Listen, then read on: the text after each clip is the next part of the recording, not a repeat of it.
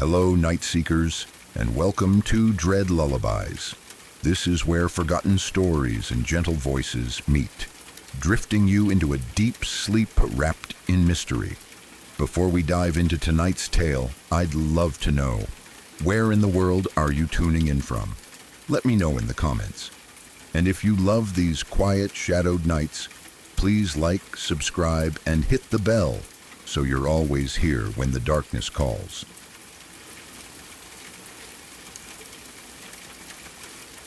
Years ago, I found out that someone I knew from middle school had died, and even now it still sits heavy in my mind. It's not the kind of story that explodes with drama or answers. There are no clear conclusions, no neat ending. It's unsettling in a quiet way, the kind that comes back to you late at night when your mind starts wandering. I'm 32 now, and sometimes it still feels strange to say his name out loud. Like doing so pulls me back to a version of myself that barely feels real anymore. We went to Eisenhower Middle School in San Antonio, Texas. This would have been back when we were in 7th and 8th grade, that awkward age where everyone is trying to figure out who they are, where they fit, and how to survive the social chaos of middle school. He wasn't my best friend or someone I hung out with all the time. We weren't close in that way. But he wasn't a stranger either. He was one of those people you just knew, a familiar face in the halls, someone whose name you recognized when attendance was called, someone you'd see laughing with friends between classes. He was popular, but not in a mean or arrogant way, at least not from what I remember. He wasn't one of those kids who made others feel small just because he could. He seemed confident, well-liked, and comfortable in his place at school. Teachers liked him. Other students gravitated toward him. He had that effortless ease that some kids just seem to have, even at that age. One of the clearest memories I have of him comes from our Texas government class. We were assigned a mock trial project where we had to pretend to be lawyers and argue a case in front of the class. He and I were paired together as the defense attorneys. At the time, I remember feeling a little nervous about working with him, not because he was intimidating, but because he was popular and I wasn't sure how well we'd work together. Middle school has a way of making you overthink things like that. As it turned out, he was easy to work with. We split up the tasks, talked through the case, and actually took the assignment seriously. Because it was a bigger project, we decided we needed to work on it outside of school. That meant I had to go over to his house one afternoon so we could prepare our arguments and evidence together. That was the only time we ever really hung out one-on-one. I still remember walking into his neighborhood. It was one of those places that immediately felt different from where I lived. Big houses, wide streets, manicured lawns, the kind of neighborhood where everything looks clean and quiet, almost too perfect. His house stood out even among the others. It was huge, more like a mansion than a regular home. I remember feeling slightly out of place as I walked up to the door, backpack slung over my shoulder, trying not to stare too much. His parents were both doctors, and it showed in the way the house felt. Everything was orderly, expensive, and calm. There was a sense of stability there, like nothing bad could possibly happen within those walls. We sat at a large table and worked on our mock trial, flipping through notes, discussing what we'd say in class. He was focused, polite, and friendly. There was nothing strange or off about the day. It was completely normal.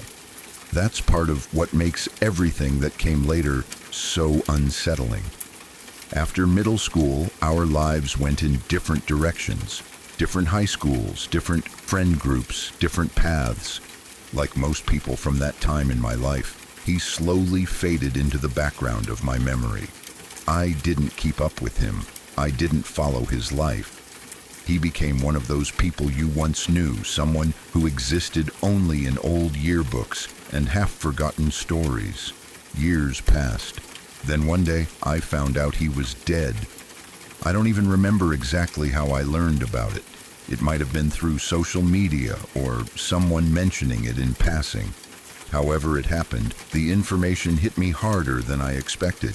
It wasn't grief in the way you feel when you lose someone close to you. It was something different: shock, confusion, disbelief. A sense that something didn't add up. He had been found dead in the back seat of his car. The car was burning. It was early in the morning when a passerby discovered it.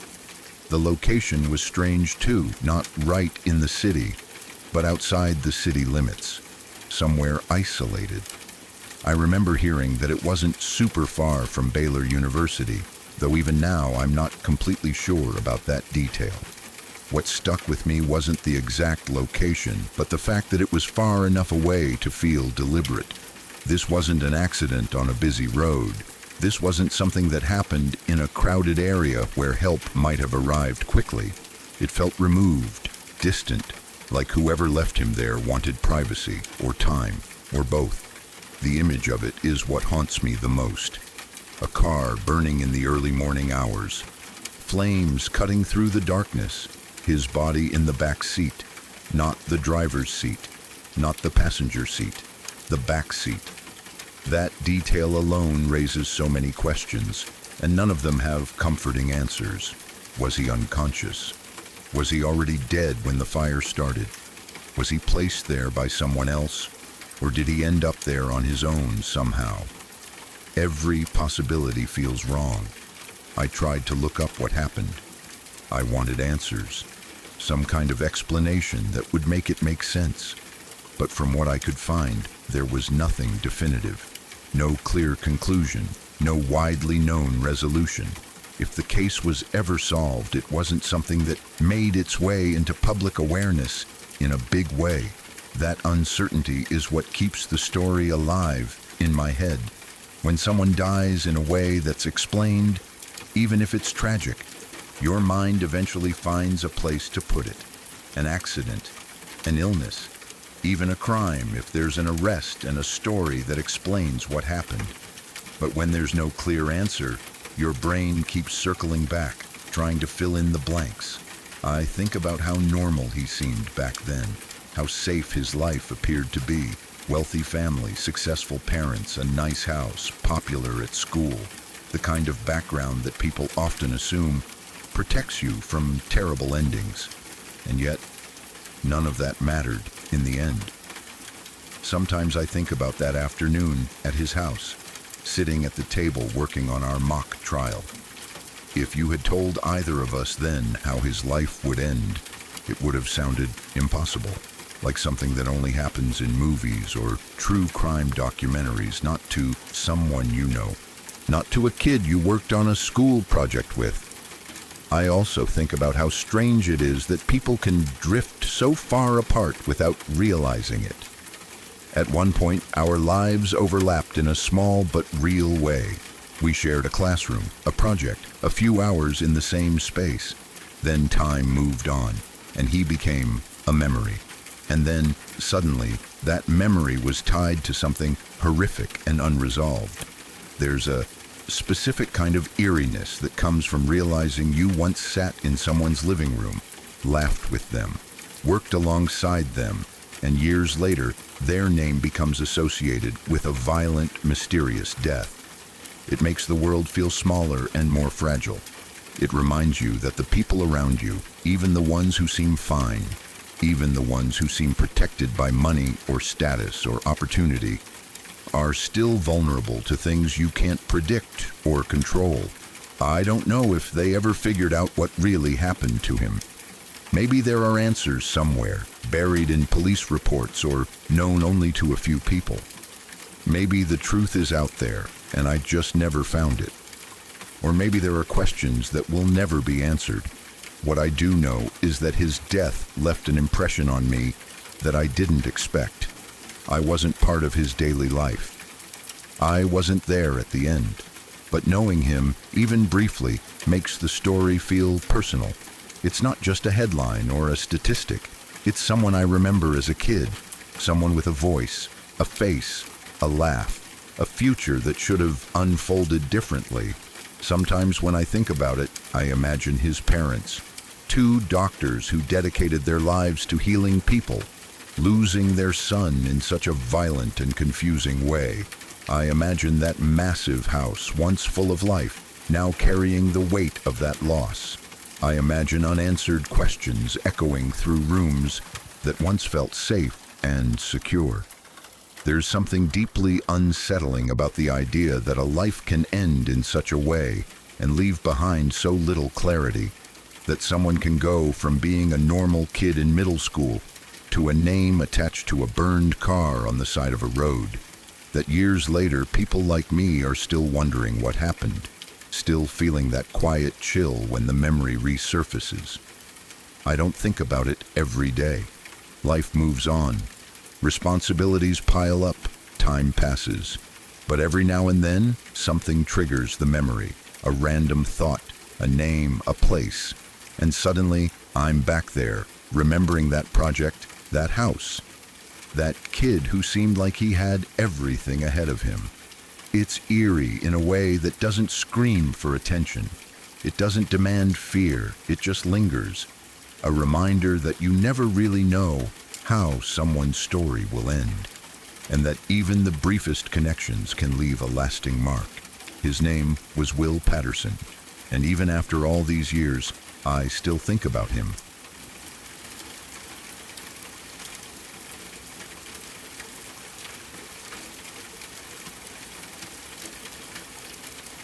I worked in a hospital for a long time, long enough that you start to recognize faces even if you don't really know the people behind them. Hospitals are strange like that.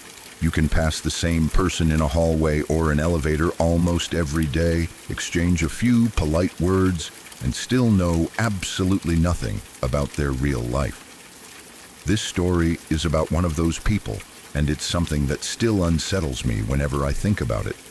There was a younger man who worked in maintenance.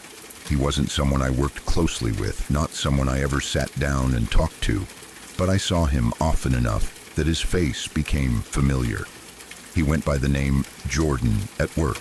He was good-looking in a very normal, unremarkable way, clean-cut, well put together, nothing about him that stood out as strange or alarming. If anything, he blended in perfectly. Most of our interactions happened in passing. We'd cross paths in the elevator, sometimes in the hallway, sometimes near supply rooms or service areas. The conversations were always brief and polite. "Hey, how's your day going?" "Good, how about yours?" "Not bad." "All right, have a good one." That kind of thing. Surface level, automatic, the kind of exchanges you don't even think about afterward. He always seemed calm, friendly, but not overly so. Never inappropriate, never awkward, just normal. I probably noticed him around for about a year before anything happened. Maybe longer. It's hard to say because time blends together when you work in the same place every day. Then one morning, I showed up to work and immediately felt that something was off. You could sense it before anyone said anything. The maintenance staff especially looked different that day. Their faces were serious, some of them looked exhausted, others looked like they'd been crying. There was a heaviness in the air that didn't belong to the usual hospital stress. It wasn't the kind of tension that comes from a bad shift or a difficult patient. It was something deeper. I remember asking a co-worker what was going on. I assumed maybe someone had been fired or there had been an accident or some kind of internal issue. That kind of thing happens in hospitals all the time. But the look on her face when she answered me told me it was something much worse. She said, "You remember that guy Jordan in maintenance?" I said, "Yes, of course I did. He was hard to forget in the sense that he was so consistently present, always polite, always around." She took a breath before continuing, like she was bracing herself. Then she said, "Apparently he killed his ex-girlfriend and then killed himself." I remember feeling like the floor dropped out from under me. It didn't feel real. It didn't fit. My brain immediately rejected it like it was a mistake or a misunderstanding. I asked if she was sure if it was the same person. She nodded. It was him. The shock wasn't just about the violence. It was about the disconnect. This was someone I had nearly daily casual interactions with, someone who smiled at me in the elevator, someone who asked how my day was going, someone who seemed so unremarkable, so normal, that if you'd asked me to guess which coworker might be capable of something like that, he wouldn't have even crossed my mind. If someone had told me the story without naming him, I would have suspected other people before him. That's not fair, and it's not logical, but it's honest. There were coworkers who were openly angry, volatile, unpredictable. There were people who made others uncomfortable. Jordan wasn't one of them. That's what made it so eerie. It's one thing to hear about murder-suicides on the news. It's tragic, but it stays distant. It's another thing entirely when it's someone you recognize, someone you've spoken to, someone whose voice you can still hear in your head, saying, "Hey, have a good one." After that day, everything felt different. Every elevator ride felt heavier. Every passing interaction with coworkers felt more fragile. It made me realize how little we really know about the people around us, even the ones we see all the time. What made the situation even more heartbreaking was learning more about the woman he killed. Her name was Willow. She wasn't just a name in a headline.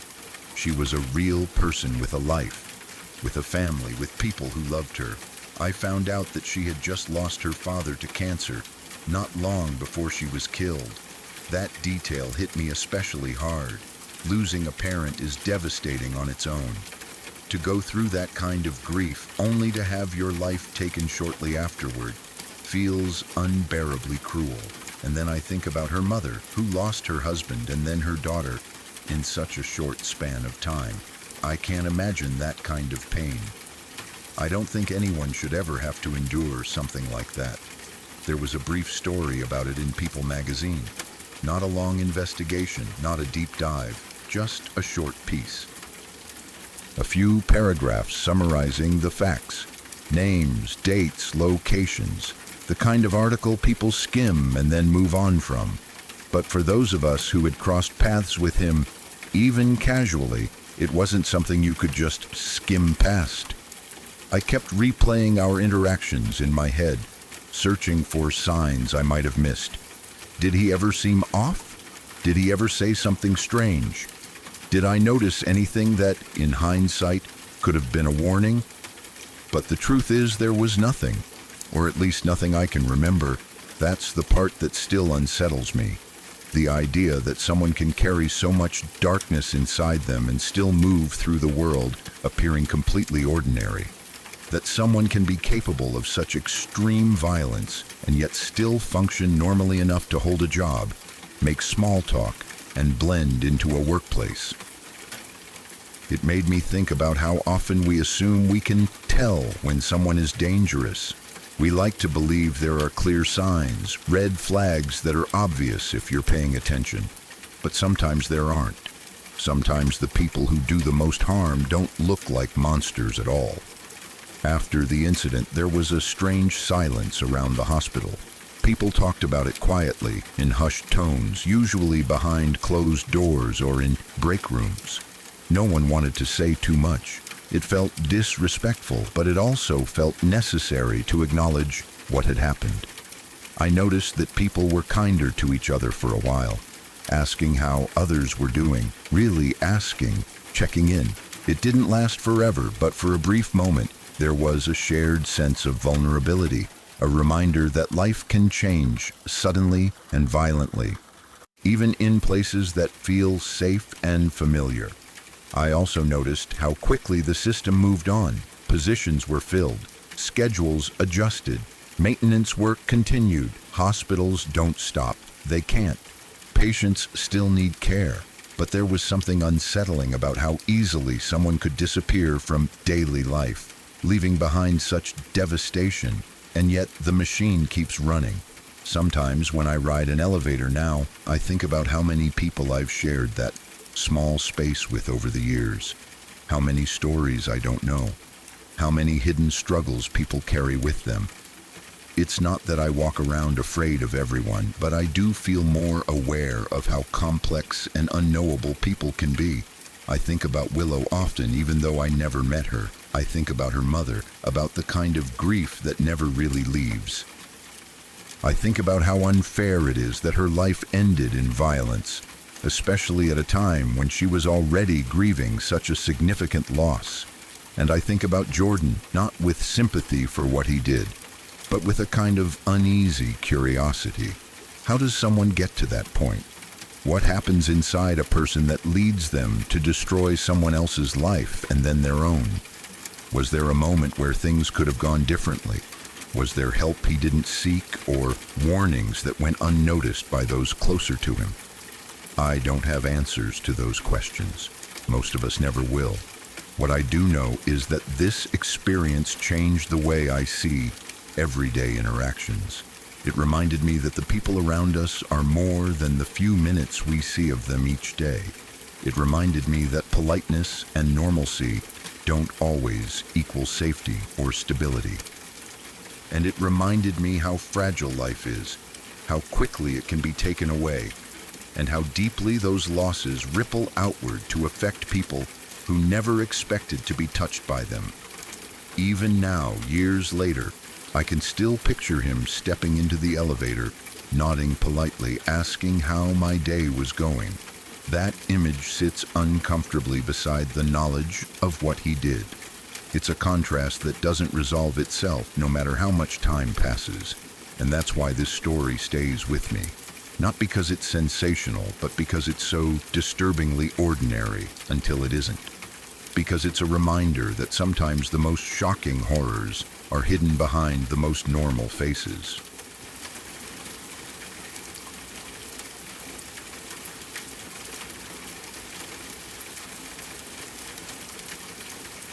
I was staying at my friend George's house for about a week.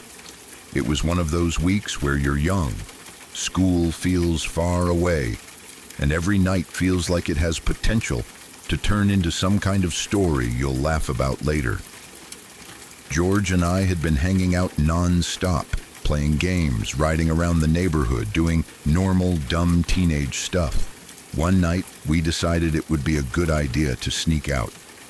Nothing special planned, just riding our electric bikes around and killing time because we felt restless and bored.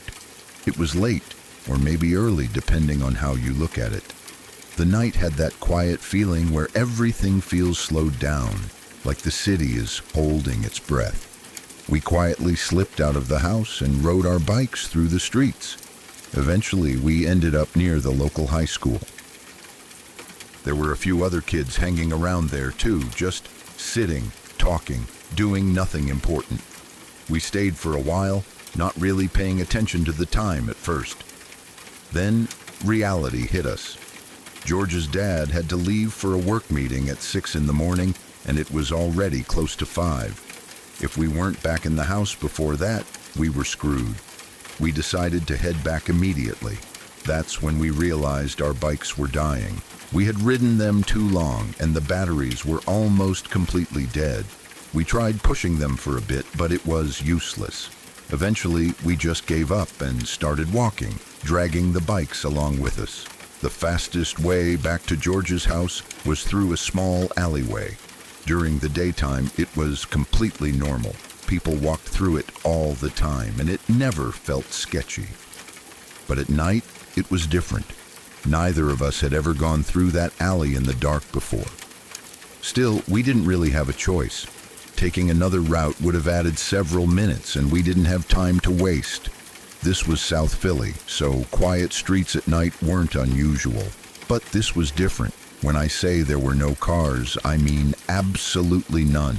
No headlights in the distance, no engines, no doors slamming, no people talking, not even birds or stray animals.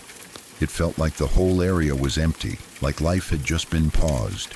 The silence was heavy, almost pressing down on us. We entered the alley, walking side by side, both of us a little tense but not fully scared yet. Then, out of nowhere, I felt something I had never felt before. It wasn't fear in the normal sense. It was like a switch flipped inside my head. My brain started tingling, almost buzzing. My chest felt tight and my stomach dropped. It was like my body was reacting before my mind could catch up. I stopped walking and looked at George. Without even thinking, I asked him if he felt that weird feeling too. He didn't hesitate. He immediately said yes. The look on his face told me everything. He felt it too, exactly the same way. That was the moment panic set in. We didn't talk anymore. We just ran. We ran as fast as we could through the alley, dragging the dead bikes, our hearts pounding so hard it felt like they were going to burst out of our chests. I didn't look back. I didn't want to see anything. Every instinct in my body was screaming that we needed to get out of there immediately. It felt primal, like something deep and ancient inside us had taken control. I've been scared before in my life, but this was different. This wasn't jump scare fear or anxiety. This was pure survival instinct. Like if we didn't run, something bad was going to happen, something irreversible. We made it back to George's house safely. We slipped inside, trying to calm down, trying to act normal. George's dad never noticed a thing. We didn't get caught. On the surface, everything was fine. But neither of us slept well after that. The feeling stayed with me. Even after my heart rate slowed down, I couldn't shake the sense that something had been very wrong in that alley. The next day, we talked about it a little, but not much. We both agreed it was weird, but we didn't really know how to explain it. Part of us wanted to believe we were just tired or paranoid.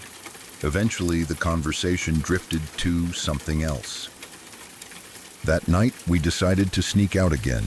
This time, we didn't bring the bikes because we had forgotten to charge them. We were just walking. When we got close to the alley, we slowed down. The memory of the night before was still fresh. We stood near the entrance, debating whether to go through it again. Going around would have added about 5 minutes to our walk. 5 minutes didn't seem like much, but at the time, we were lazy and impatient. We told ourselves that nothing actually happened the night before.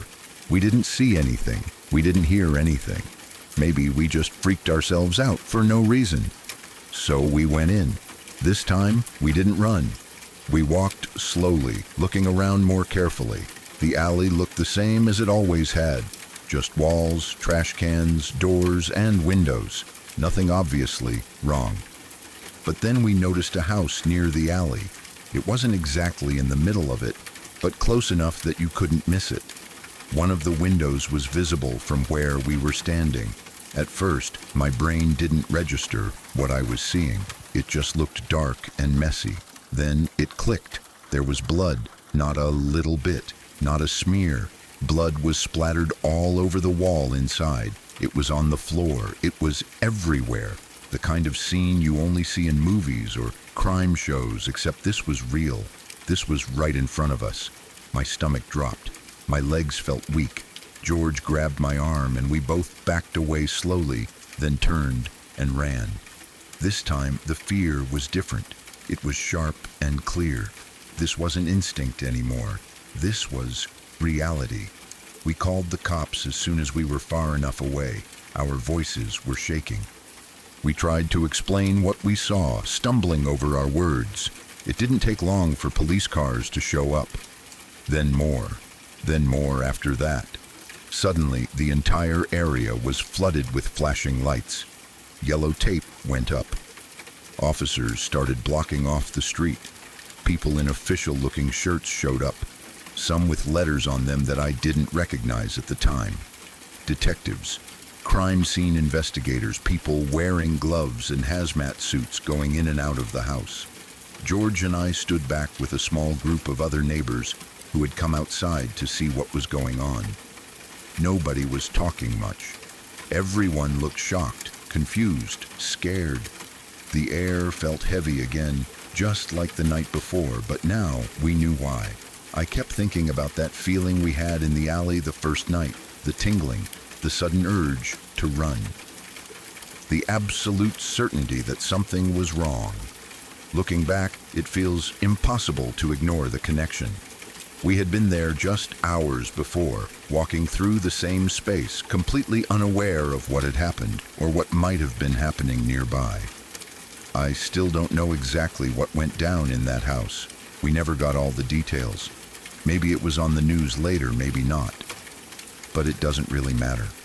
What stays with me is the realization that our bodies knew something our minds didn't. That feeling wasn't imagination. It wasn't coincidence.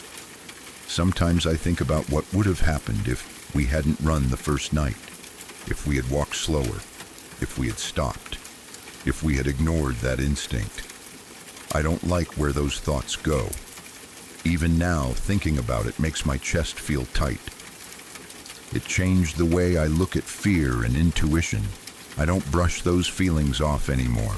If something deep inside me says something is wrong, I listen, because that night taught me that sometimes your body knows the truth before you ever see it with your eyes.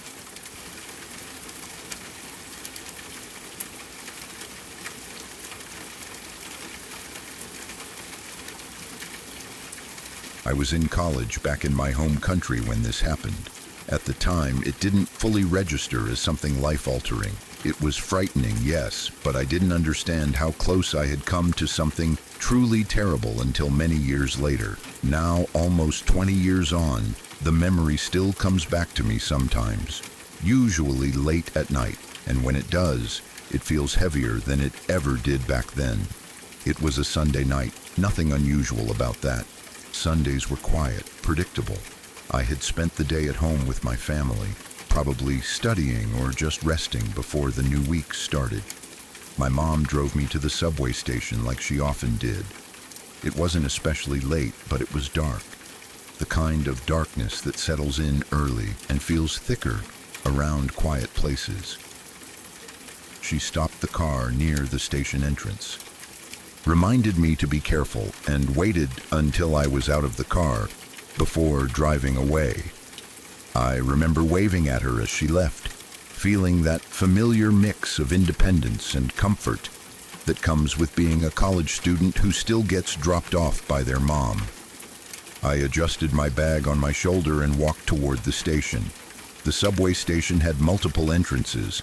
I chose one that was slightly off to the side, not the busiest one, but still a normal entrance people used all the time.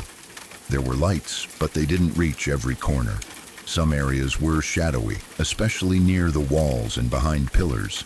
As I walked closer, everything felt normal. My mind was probably already on the week ahead, on classes, assignments, maybe what I'd eat when I got back. I wasn't on high alert. I wasn't afraid. I had no reason to be. Then, out of nowhere, someone jumped out from the dark. It happened so fast that my body reacted before my brain could catch up.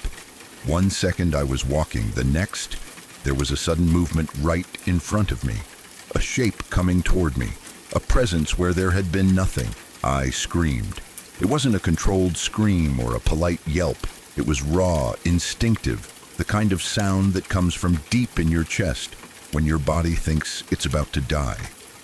At the same time, I turned and ran. I didn't stop to see who it was. I didn't ask questions. I didn't think. I just ran down the stairs into the subway station as fast as my legs would carry me. My heart was pounding so hard I could hear it in my ears. My breath felt shallow and sharp. I remember gripping the handrail as I went down, nearly tripping because I was moving too fast. Halfway down the stairs, something made me turn around. I don't know why I did.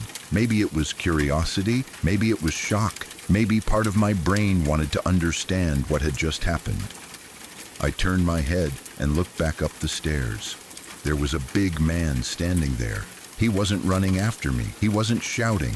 He was just standing at the top of the stairs looking down at me. He raised his voice and said something like, "I just wanted to ask for directions." His tone was calm, almost casual, like nothing strange had happened at all. I froze for a split second, confused.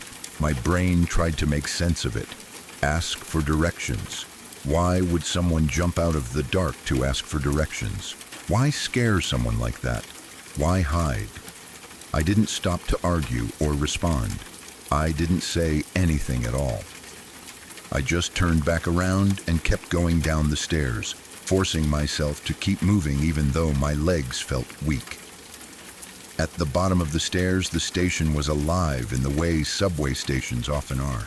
There were workers selling tickets.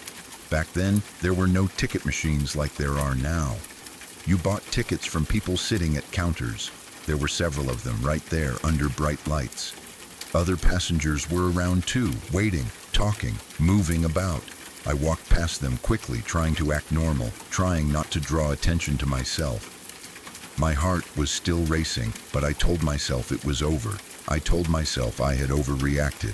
I told myself he really might have just wanted directions. At the time, that explanation was enough to quiet my fear.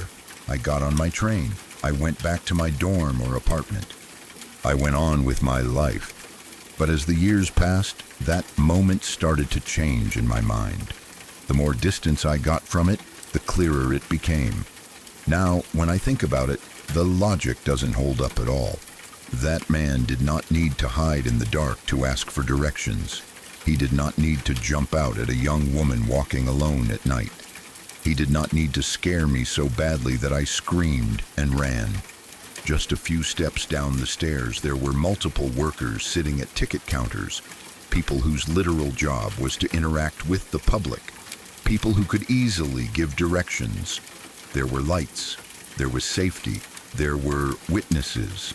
If he truly needed directions, he could have asked anyone there. He chose not to. He chose to wait in the dark. He chose to jump out suddenly. He chose to target someone who was alone. That realization is what chills me now. When I replay the scene in my head, I see it differently. I imagine what might have happened if I hadn't screamed, if I had hesitated, if I had frozen instead of running, if my body hadn't reacted so quickly. I imagine how easily I could have been grabbed, how quickly I could have been pulled back into the shadows, how fast everything could have gone wrong. This was nearly 20 years ago. This was before smartphones, before tracking apps, before constant connectivity. If something had happened to me that night, it might have taken hours for anyone to realize I was missing, longer for anyone to know where to look. The thought makes my stomach turn. I think about how close I came to becoming just another story, another missing person, another name people would talk about in hushed tones, another photo on a poster. At the time, I didn't frame it that way. I didn't want to. It was easier to believe it was a misunderstanding, easier to believe I had scared myself over nothing, easier to move on. But distance has a way of stripping away comforting lies. Now I believe with every part of me that he was not there for directions. I believe he was there waiting for someone like me, alone, distracted, vulnerable. And I believe my scream saved me. That sound, that instinctive reaction, likely startled him just as much as he startled me. It drew attention. It broke whatever plan he had. It made me unpredictable. I didn't fight him. I didn't confront him. I didn't reason with him. I ran. Sometimes I think about how often people, especially women, are taught to be polite, to not overreact, to not make a scene, to assume good intentions, to give strangers the benefit of the doubt. That night, my body didn't care about politeness. It didn't care about embarrassment. It didn't care about whether I looked foolish. It chose survival. I'm grateful for that now in a way I wasn't then. I also think about how many similar moments happen every day. Moments that don't make the news because nothing officially happened. Moments where someone trusts their gut and walks away. Moments where someone screams and runs. Moments where danger passes by quietly, leaving nothing behind but a memory. Those moments matter. They don't always come with proof. They don't always come with certainty.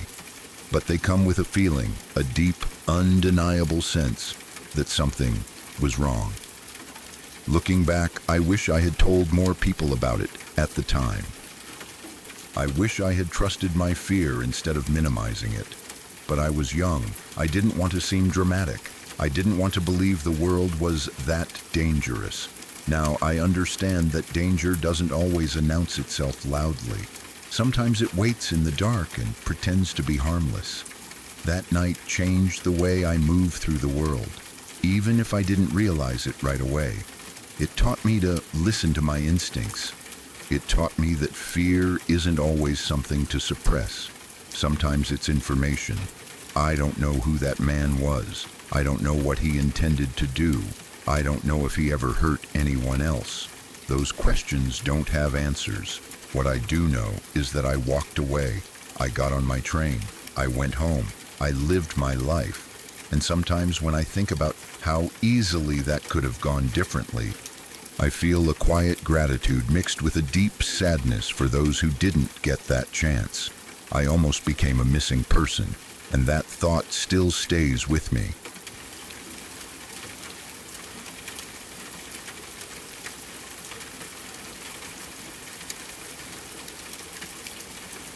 This happened just down the street from where I live, which is part of what makes it so hard to shake.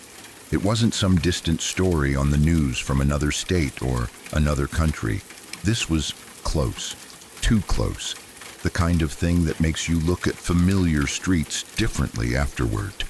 There was a kid in the neighborhood, a teenager, who used to play online games with his friends after school, mostly Call of Duty, the kind of routine a lot of kids fall into. Same group of friends, same time most afternoons, headsets on, laughing, trash talking, killing time until dinner. To anyone listening in, it probably sounded normal. But there was one thing his friends noticed over time. Every so often, right in the middle of a game, the kid would suddenly say something like, "It's my dad again," or "My dad's mad," or "My dad needs something." Then he'd disconnect. No long explanation, no goodbye, just gone. At first, his friends didn't think much of it. Parents interrupt their kids all the time. Maybe he was grounded. Maybe his dad was strict. Maybe there were chores. It became almost routine. They got used to him disappearing for days at a time after saying something about his dad. When he came back online later, no one really pressed him about it. Looking back, that's one of the creepiest parts. All the little warning signs that only make sense after the fact. One afternoon, it happened again. They were in the middle of a match when he suddenly said, "It's my dad again," and disconnected. Same tone as always, same words. Nothing that sounded like panic or fear, just resignation. Like this was something he'd learned to accept. That was the last time anyone heard from him. What the police later pieced together is horrifying. After the kid disconnected from the game, his father pulled out a gun and shot him. There was no argument reported, no drawn-out confrontation that anyone knows about, just sudden, brutal violence. Then the father went on to kill the boy's mother, then his grandmother. 3 people wiped out in moments inside their own home. Neighbors heard the gunshots and immediately started calling 911. By the time police were dispatched and started moving toward the area, the man was already gone. He had gotten into his car and driven out of town. At first, there was confusion about which direction he went. Witnesses thought they saw him heading one way, so police focused their efforts there. But at some point after leaving town, he changed direction. Whether it was intentional planning or sheer instinct, no one knows. What's clear is that it worked. For the next few days, it turned into a grim manhunt. The man didn't disappear completely. He used his debit card. He bought food, gas, small necessities. Each time he did, it left a digital trail. Police would get a hit, rush to the area, and find he had already moved on. He'd go from one suburb to another, never staying long, always just ahead of the people looking for him. It was like a twisted game of hide and seek, played across towns and neighborhoods, with the knowledge of what he had done hanging over everything. Every update on the news felt heavier than the last. People were on edge. Parents hugged their kids tighter.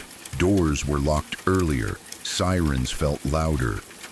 The idea that someone capable of that kind of violence was still out there, moving through ordinary places, was deeply unsettling. Eventually, after several days, they found him.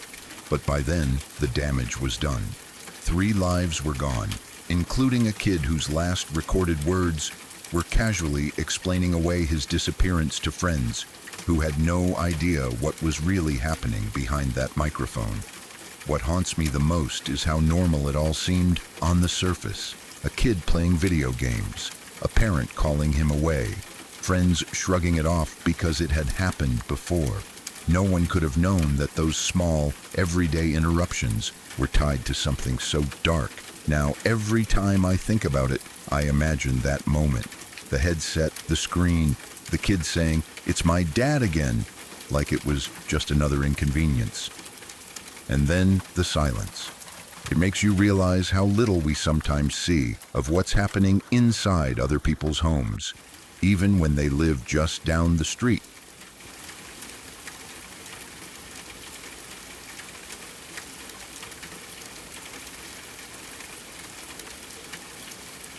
This case has stayed with me in a way that a lot of true crime stories don't. I've read and heard about many disappearances, many murders, many unsolved cases, but the story of Alyssa Turney is one that genuinely haunts me. Not because it's the most violent or graphic, but because of how close the truth feels and how helpless it all still feels even now. Alyssa Turney was 17 years old when she disappeared in 2001. She lived in Phoenix, Arizona, and on the surface, her disappearance was initially treated as a runaway situation. That alone isn't unusual. Teenagers run away sometimes, and law enforcement often defaults to that explanation, especially when there's no immediate sign of violence.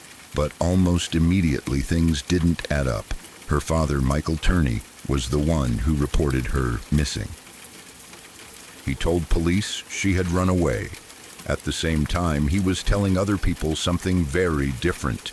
He told friends, co-workers, and even strangers that he believed his daughter had been kidnapped. That contradiction alone is unsettling. If you truly believe your child has been abducted, why would you officially report her as a runaway? Why would you frame it in a way that almost guarantees less urgency from police? As the years went on, more details came out, and each one made the situation darker and harder to ignore. Michael Turney wasn't just a worried father. He was a deeply controlling man. Alyssa's home life was not safe or stable. After her mother died, Michael became increasingly paranoid and obsessive. He isolated Alyssa from friends, monitored her movements, and reportedly installed hidden cameras and recording devices throughout the house. He claimed it was for protection, but it crossed far into surveillance and control. Alyssa had told people she was afraid of her father. She had expressed wanting to move out. She had talked about planning to live with relatives or friends once she turned 18. She was close to adulthood, close to independence, and that timing matters. Then there are the purchases. Not long before Alyssa disappeared, Michael Turney bought large bags of lye or lime. These substances are commonly associated with attempts to dispose of bodies because they can accelerate decomposition and reduce odor. On their own, buying these materials doesn't prove anything, but in context, it becomes deeply disturbing. Around the same time, he replaced his truck with another one that was nearly identical. Same color, same general model. Again, not illegal. But why replace a vehicle so suddenly? And why replace it with one that looks almost exactly the same?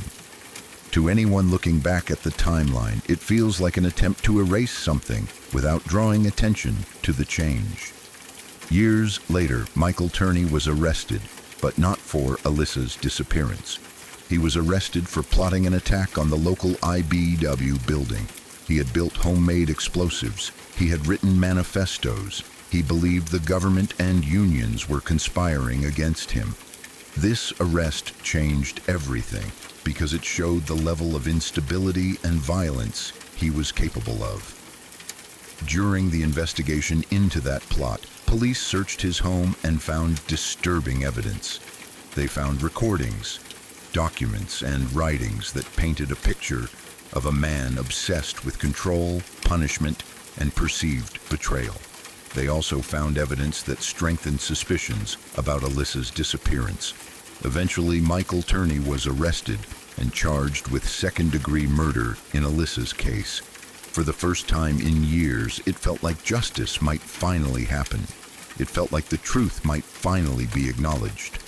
But the case was built entirely on circumstantial evidence. There was no body, no crime scene that could be definitively tied to Alyssa's death. No physical evidence that could prove beyond reasonable doubt that Michael killed her. And because of that, the charges were eventually dismissed. Legally, he walked free. Emotionally and morally, very few people believe he is innocent.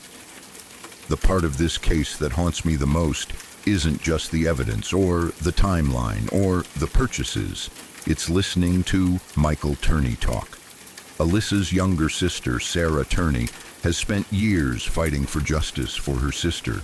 She has done interviews, podcasts, public advocacy, and relentless research to keep Alyssa's name alive. At one point, Sarah even interviewed her own father, asking him directly about what happened to Alyssa. Listening to those recordings is chilling. He cannot keep his story straight. Within minutes, details change. Timelines shift. Statements contradict each other. He becomes defensive, evasive, and strangely performative. He speaks in long, rambling explanations that never quite answer the question being asked. He presents himself as the victim, as the misunderstood hero, as the only one who truly cared. It doesn't sound like a grieving father searching for answers. It sounds like someone trying to stay ahead of the truth. What makes it even more disturbing is that Sarah is calm, measured, and clear in her questions. She isn't aggressive. She isn't accusatory. She is simply asking for consistency, for clarity, for honesty, and he can't provide it, not even for 5 minutes.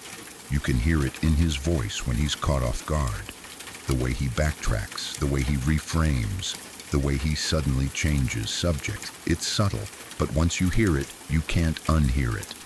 Despite all of this, the law requires more than intuition. It requires proof. And without Alyssa's body, without forensic evidence, the case remains legally unresolved. That's what makes it so haunting. This isn't a mystery where the truth feels distant or unknowable. It feels close, almost within reach, like everyone can see it, but no one can touch it. It feels like the answer is standing right in front of us, talking, contradicting itself, revealing cracks, but never quite crossing the line that would allow justice to be served. Alyssa didn't just disappear, she was failed. Failed by the system that didn't take her fears seriously enough. Failed by the assumption that she was just another runaway. Failed by the legal limits that protect the guilty when evidence isn't concrete enough. And yet, because of Sarah, her story hasn't been forgotten. That might be the only light in all of this. The fact that her younger sister refused to let the world move on, refused to accept silence, refused to let Alyssa be reduced to a cold case file. Even now, years later, this case lingers in my mind, not because it's sensational, but because it's so human. A young girl trying to escape control, a father who couldn't let go, a system that needs certainty in a world where certainty is often destroyed, along with the evidence. Listening to Michael Turney speak doesn't feel like listening to an innocent man. It feels like listening to someone who believes he is smarter than everyone else. Someone who believes that as long as he avoids one final mistake, he will never be held accountable. And maybe that's what haunts me the most. The idea that sometimes everyone knows the truth, but knowing isn't enough. Sorry to pause for just a moment. If this is your first time here, welcome. I hope you're enjoying the chills so far. If you'd like more nights like this, dark tales, soothing whispers, no interruptions, please subscribe to Dread Lullabies. It really helps me keep creating these haunting experiences for you. And tap the bell so you're here every time a new story creeps into the night. Now, back to the story.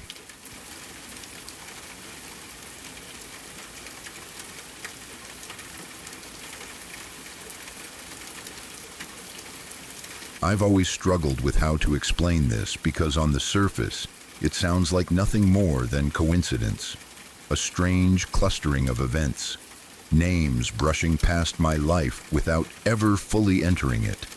But when I lay it all out in my head, when I connect the places and the timelines, it leaves me with a quiet, lingering unease that has never really gone away. I live in the greater Seattle area, and I've lived here most of my life. When I was a child, my family moved into a house just before Halloween, right before I turned 8. At that age, everything feels magical and scary in equal measure. New neighborhoods feel like adventures, streets feel endless. You don't yet understand that places can carry histories darker than anything you can imagine. Years later, I learned that the house we moved into sat uncomfortably close to where Randall Woodhouse was active. At the time, of course, I had no idea who he was. I was a kid worried about school, Halloween costumes, and whether my bike chain would fall off again. But as an adult, learning that detail made something shift in me. The Baskin-Robbins closest to our house, the one we went to without thinking twice, was the same place where he committed one of his attacks. It's strange how ordinary locations can hold something so horrific beneath the surface. A place where kids beg for ice cream can also be a place where someone's life was forever altered. That was only the beginning. When I went to college, I took a class where one of my professors casually mentioned that he had once attended a class at the University of Washington with Ted Bundy. It wasn't said dramatically. It wasn't framed as a story meant to shock. It was just a fact, dropped into conversation the way someone might mention a former co-worker. That almost made it worse. The idea that someone so monstrous could exist so quietly, so normally sitting in a classroom like anyone else. Around that same time, the man I was dating told me something that made my stomach sink. His mother, when she was a young woman, had been approached by Ted Bundy. She survived because she said no, because she walked away, because something in her warned her to trust her instincts. Hearing that made everything feel closer, more personal. Bundy stopped being a name in textbooks or documentaries and became someone who had brushed up against the lives of people I knew. Then there's my mother's story. My grandfather was in the Air Force and stationed in Germany. At one point, a government hiring freeze went into effect, and the family had to come back to the United States.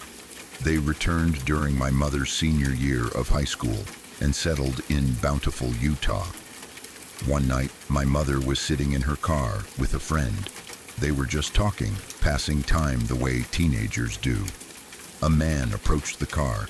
Something about him made her uneasy.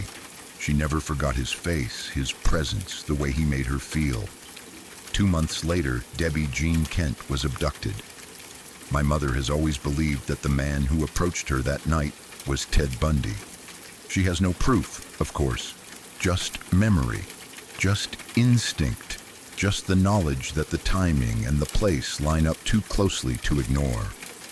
Knowing that my mother might have been that close to becoming another name in a list is something I still struggle to fully process. As if that wasn't enough, I've also hiked through the Green River area. It's beautiful there. Quiet, green, peaceful in a way that makes you feel grounded. But it's also where Gary Ridgway left several of his victims. I remember being in school when his arrest became part of our current events discussions in history class. I remember watching footage of him being escorted by investigators, pointing out places where bodies had been found. At the time, it felt distant, like something that happened in another world. Later, walking those trails, knowing what had happened there, the air felt different, heavier.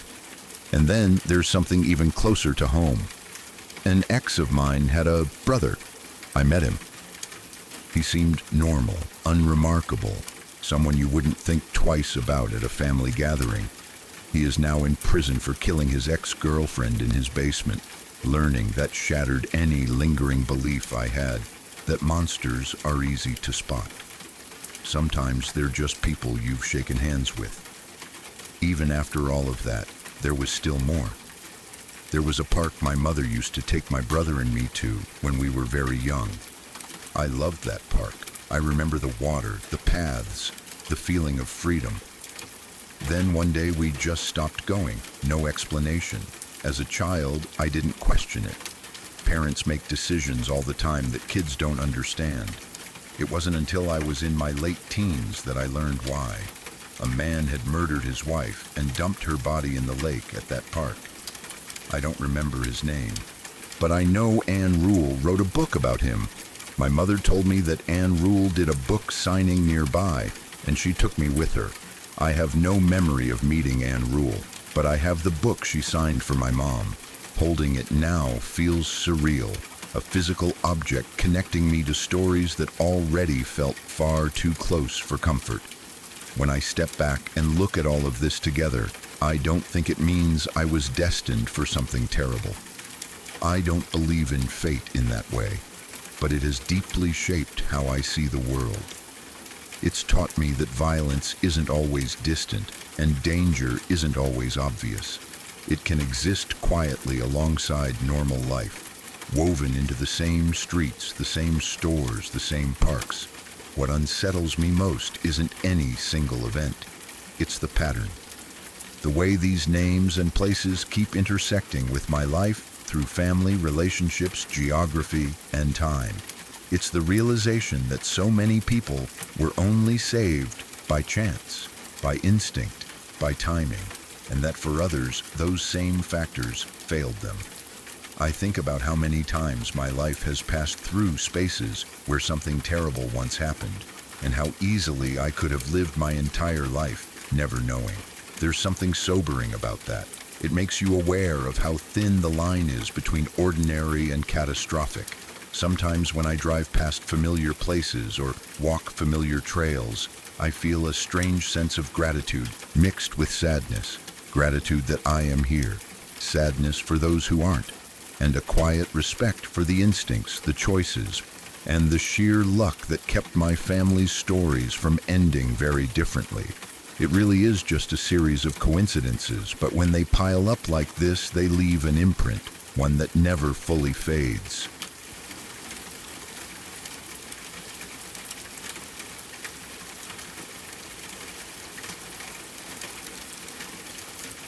One of my best friends in high school lived with his grandmother. That alone already told you something about his life, even before you knew the full story. He was one of those people who grew up fast, not because he wanted to, but because life didn't give him a choice. He was quiet in a way that wasn't shy, more like careful. He laughed, joked around, did normal teenage stuff, but there was always a sense that he carried something heavy with him, something he never fully put down. When he was 4 years old, his father killed his mother. That sentence still feels unreal to say, even now. 4 years old is barely old enough to remember details clearly, but it's old enough for fear to sink deep into your bones. He wasn't alone when it happened. His little brother was there too, only 2 years old at the time. They were both in the house. What exactly they saw, what they heard, what moments are burned into their memories, nobody really knows. It was never talked about openly. The family didn't share details, and honestly, who could blame them? Some things are too painful to put into words. After that, their lives changed completely. They didn't stay with their father, obviously. They went to live with their grandmother, who stepped in and raised them. She became their safe place, their constant. From what I could tell, she did everything she could to give them a normal life. She loved them fiercely, protected them, and tried to shield them from the worst parts of their past. But no matter how much love someone gives you, it doesn't erase trauma, it just helps you survive it. What always haunted me was what happened next. His father only got 10 years in prison. 10 years for killing his wife. When you hear that, it doesn't sit right. It feels wrong in a way that's hard to explain. 10 years might sound like a long time to some people, but when you measure it against a stolen life, against two children who lost their mother forever, it feels painfully short. Those kids didn't get their mother back after 10 years. They didn't get a reset button. They lived with that loss every single day. When his father got out of prison, life didn't just quietly move on. He remarried. He had more children. He built another family, almost like the first one never existed. That alone is unsettling. The idea that someone can commit such a violent act, serve what feels like a light sentence, and then go on to create a new life is hard to wrap your head around. It makes you question justice, accountability, and how much the system really understands the long-term damage of violence. But the story doesn't end there. Years later, something even more disturbing happened. One of his father's children, his daughter from the new family, ended up killing her family. When I first heard that, I felt sick. It was like history repeating itself in the worst possible way. Violence didn't just stop with one generation. It echoed forward. The details of that moment are chilling. She had her infant child with her, outside in the yard. A neighbor noticed something was wrong. I don't know what exactly tipped the neighbor off, whether it was her behavior, the sounds, or just a gut feeling, but that neighbor acted. They intervened. They stopped her before she could kill the baby. That one action saved a life. One person paying attention made all the difference. I think about that neighbor a lot. How many people might have walked past, ignored their instincts, assumed it was none of their business. But they didn't. They stepped in. And because of that, a child lived. It's terrifying to think how close that baby came to becoming another victim in a long line of family violence. What makes this story especially haunting is how it shows the ripple effect of trauma. Violence doesn't exist in isolation. It doesn't just end when the act is over or when the prison sentence is served. It spreads. It shapes people. It can twist the way someone sees the world, how they handle pain, anger, and fear. That doesn't mean everyone who grows up around violence becomes violent themselves, but it does mean the risk is there. The scars are there. My friend, the one I went to high school with, never talked much about his father. He didn't romanticize him, didn't defend him, didn't excuse what he did. It was more like his father was a shadow, something better left unacknowledged. But you could tell it affected him deeply. He was protective of people he loved. He hated conflict. Loud arguments made him uncomfortable. He was the kind of person who always checked on others, always made sure everyone got home safe. Looking back, it makes sense. His younger brother struggled more. That's often how it goes. Trauma hits people differently, even when they experience the same event. One sibling learns to cope by becoming responsible and guarded, while another might internalize the pain in ways that are harder to see or control. Both are valid responses to something no child should ever have to experience. The part that stays with me the most is the idea that nobody really knows what those two little boys saw that night. Did they hear shouting? Did they see their mother hurt? Did they hide somewhere, confused and terrified? Or do they only remember fragments, flashes of fear without context? Sometimes not knowing is worse than knowing. Your mind fills in the gaps with possibilities that are often darker than reality. And then there's the question of accountability. 10 years. That number keeps coming back. 10 years for ending a life and shattering two others. Meanwhile, the damage lasted generations. It reached children who weren't even born at the time of the original crime. It shaped futures in ways no court sentence could ever measure.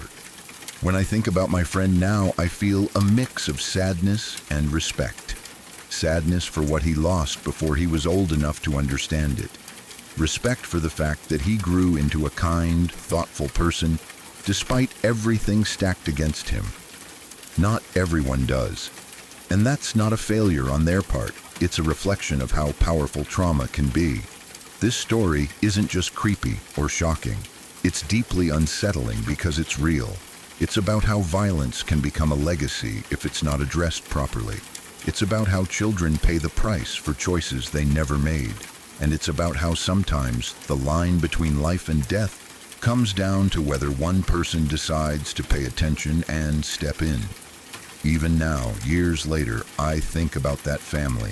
I think about my friend and his brother, about the grandmother who held everything together, about the baby who survived because a neighbor cared enough to act. And I think about how fragile the idea of moving on really is. Some things don't move on. They stay with you, quietly shaping the rest of your life.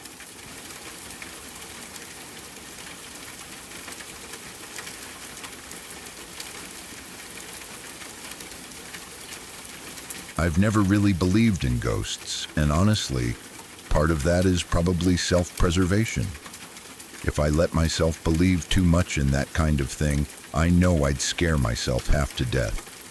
I've always been the kind of person who prefers logic, coincidence, and rational explanations because they feel safer. This story isn't even something that happened to me directly, which somehow makes it worse. It happened to my best friend, and because I know her so well, because I trust her completely, it has stuck with me in a way I can't shake. She had decided to take a solo trip. Nothing extreme or reckless, just a break for herself. She'd been stressed with work, life, relationships, all the usual things, and wanted a few days alone in a different city. She booked an Airbnb, one that looked normal enough online. Clean, modern, good reviews. Nothing about it stood out as strange or creepy. If anything, it looked cozy and quiet, the kind of place you'd expect to feel safe in. The first day went fine. She explored the area, grabbed food, walked around, sent me pictures of coffee and streets and little details she liked. By the time night came, she was tired in a good way, the kind of tired you get after a full day of walking. She texted me goodnight and said she was crashing early. That's when things went wrong. That first night she had nightmares, not just bad dreams, but the kind that shake you to your core. She told me later that from the moment she fell asleep, the dreams felt different. Too vivid, too real. They weren't abstract or symbolic the way dreams usually are. They were set entirely inside the apartment she was staying in. Every detail was the same. The layout, the furniture, the lighting, even the way the room felt. In the dream, she was lying in bed, just like she was in real life. She remembered feeling uneasy, like something was wrong, but not knowing what. Then, in the dream, she tried to get out of bed. Her body felt heavy, weak, like she was sick or injured. She said it felt like her strength was draining away as she moved. At some point, she fell. She fell out of the bed and onto the floor right beside it. She described the sensation in a way that still makes my stomach turn. She said she didn't just fall, she collapsed, like her body gave up. In the dream, she knew she was dying. There was no panic, no screaming, just this overwhelming sense of finality, like her body had reached an endpoint and there was nothing she could do about it. She said she could feel herself lying on the floor, unable to move, staring at the side of the bed. She could see the legs of the bed, the grain of the hardwood floor, the way the light from the street outside filtered in faintly. And then, in the dream, everything went quiet. That's when she woke up. She woke up drenched in sweat, heart racing, completely disoriented. For a few seconds, she didn't know where she was or what was real. It took her a moment to realize she was still in bed, still alive. But the feeling didn't fade. The fear didn't go away the way it usually does after a nightmare. Instead, it lingered, heavy and crushing. She sat up in bed, trying to calm herself down. She told herself it was just a dream, that she was alone in a new place and her brain was playing tricks on her. That happens to people all the time. But something kept pulling at her attention, the spot beside the bed, the exact place where she had died in the dream. She said she tried to ignore it at first. She stayed in bed for a while, scrolling on her phone, trying to ground herself. But the urge didn't go away. It got stronger, almost compulsive, like she needed to look even though she was afraid of what she might see. Eventually, she got out of bed. She walked slowly to the side of the bed, her heart pounding. She told me she felt ridiculous, like she was scaring herself for no reason. But the moment she looked down at the floor, her stomach dropped. There were dark stains on the hardwood, not fresh, not wet, but clearly visible. Irregular in shape, not something that looked like spilled coffee or water. She said they looked old, like they had soaked into the wood and been partially cleaned, but not completely removed. The color was wrong, too dark, too uneven. She froze. She said she just stood there staring at the floor, her mind racing.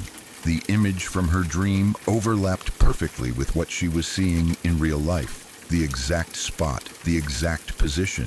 It was like the dream had bled into reality. That's when she called me.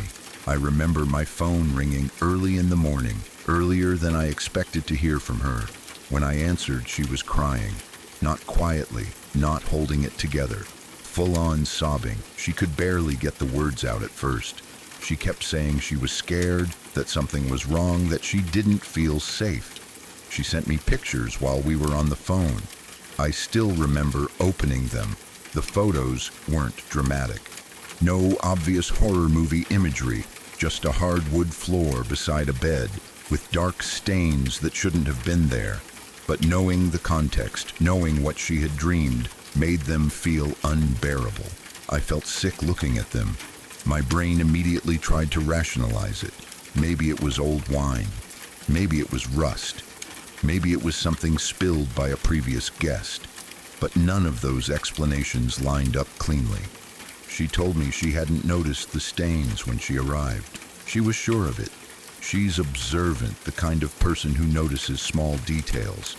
And even if she had somehow missed them before, the coincidence was too much. Dreaming of dying in that exact spot and then waking up to find stains right there, it felt wrong. She didn't stay to investigate. She packed her things almost immediately. She said she didn't even shower or eat. She just threw everything into her bag, grabbed her keys, and left. She didn't care about refunds or explanations.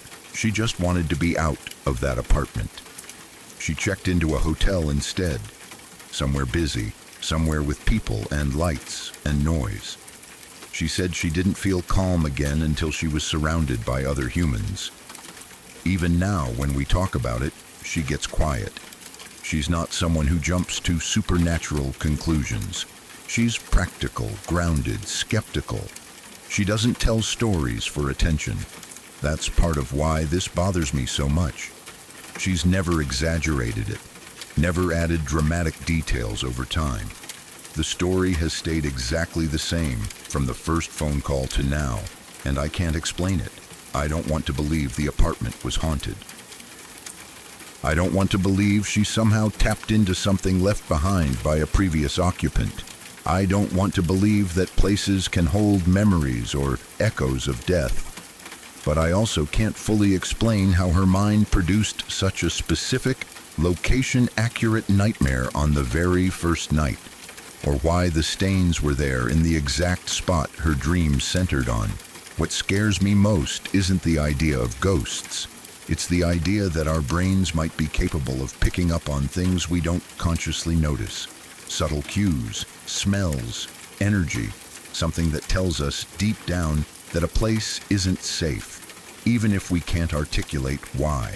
Or worse, that sometimes coincidence lines up so perfectly that it feels intentional. I think about that night more often than I'd like to admit, about how vulnerable you are when you're asleep in a strange place, about how thin the barrier is between imagination and reality when fear gets involved, about how some experiences don't leave you with answers, only questions that sit quietly in the back of your mind. My friend is fine now. She finished her trip, came home, and moved on with her life. But every once in a while, one of us will bring it up. usually late at night, and the conversation always ends the same way. A long pause, a nervous laugh, and the unspoken agreement that some things are better left unexplained. I still don't believe in ghosts, but I also don't forget that story.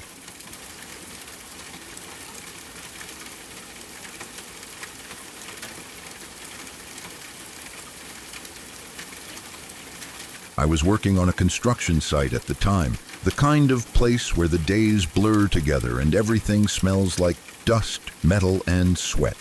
It was a rough environment, loud machines, constant movement, and people who had been doing the same work for decades.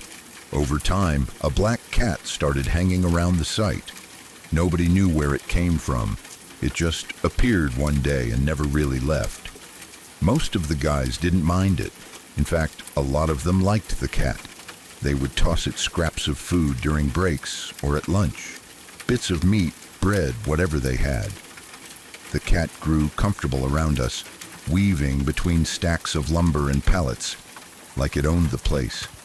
It was calm, almost friendly, and clearly knew where its next meal was coming from. There was one guy on the crew who absolutely hated cats. He made no secret of it. Every time the cat came near him, he'd curse, yell, and try to scare it away. Sometimes he'd stomp toward it or swing his foot like he was going to kick it. Most of us told him to knock it off. The cat wasn't hurting anyone, but he didn't care. He seemed genuinely angry that the animal existed at all, like its presence offended him. One day, things went wrong in a way none of us could have imagined. The guy who hated the cat was assigned to feed scrap wood into an industrial-sized wood chipper. This wasn't some small machine. It was massive, loud, and powerful enough to reduce thick planks into splinters in seconds. You had to stay focused while working it. One wrong move could be fatal. Everyone knew that. The cat had been hanging around nearby, as it usually did. At some point, it crept up behind him. Nobody noticed until it was too late. The cat suddenly clawed the back of his leg. It wasn't a vicious attack, more like a startled animal defending itself after being harassed one too many times. But the timing was catastrophic. The man screamed and jerked forward in shock. He lost his balance. In that split second, everything went wrong.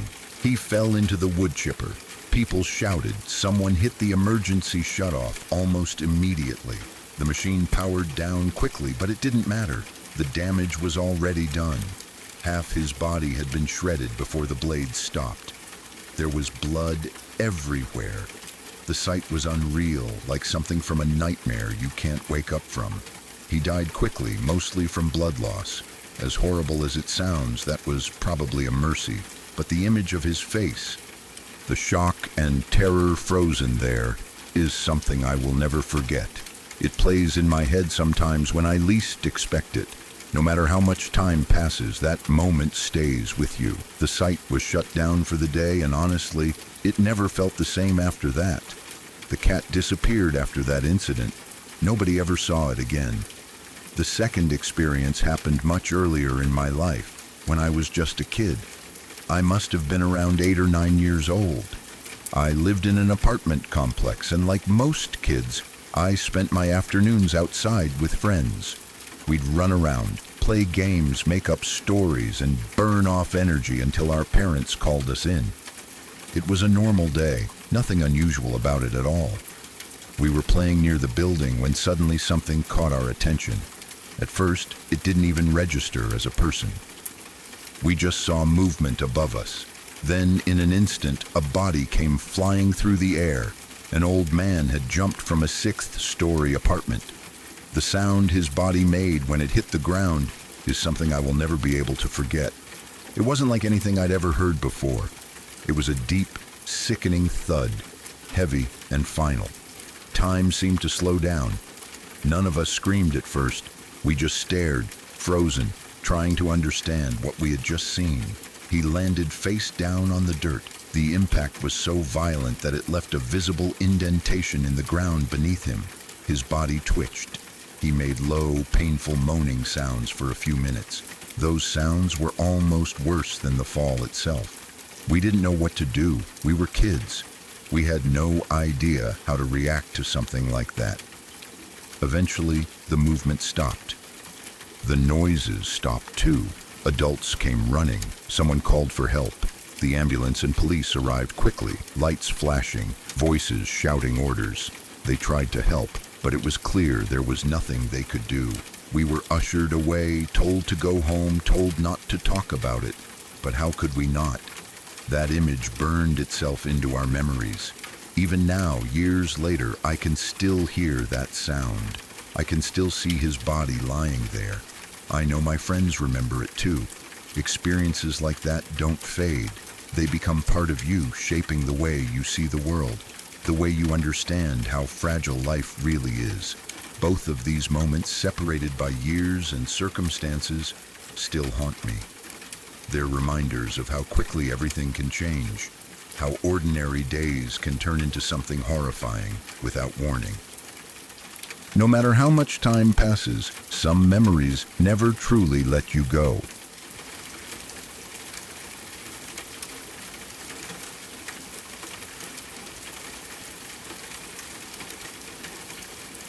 I sometimes struggle to explain this, because even now it feels unreal when I say it out loud. There are moments in my life where I have gone completely dark inside my own head, not metaphorically, but literally. My awareness shuts off, my memory disappears, and my body keeps moving without me. It hasn't happened in years, but there are two moments in particular that have stayed with me. Moments that still make my stomach tighten when I think about them. The most recent one happened when I was older, old enough to understand that something was very wrong. I had gone to bed like any other night. Nothing unusual had happened that day. I wasn't stressed, scared, or upset. I remember laying down, closing my eyes, and drifting off to sleep. The next thing I remember is waking up standing at the foot of the stairs in my house. I wasn't groggy in the normal way people are when they wake up at night. I was instantly alert, instantly confused.